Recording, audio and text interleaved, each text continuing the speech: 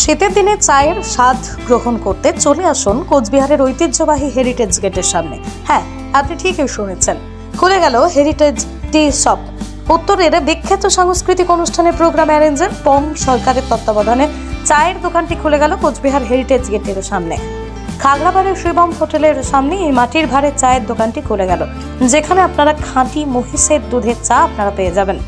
এই চায়ের দোকানে দার্জিলিংয়ের চা, মাকাইবাড়ির চা, অসমের চা, হিমালয়ের লাল চা, বাটার চা, কেশর চা পেয়ে যাবেন। এই বিষয়ে হেরিটেজ টি শপের কর্ণধার পম সরকার কি জানিয়েছেন আমরা শুনে নেব।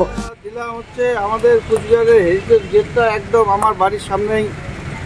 এখন হেরিটেজ গেটে সবাই দেখতে এসে একটু চায়ের খোঁজ করে, সেই চিন্তা ভাবনা করে আমি চায়ের দোকানটা খুললাম আবার নতুন করে। মানে ভালো চা আর কি, যাতে খেতে পারে সবাই। কোচবিহারে ভালো চা খেতে গেলে এখানে আসতে হবে। আর আপনি তো টোটালি মাটির ভাড়ের পাত্রে দিচ্ছেন? মাটির ভাড় দিচ্ছি এবং কাচের কাপ আছে।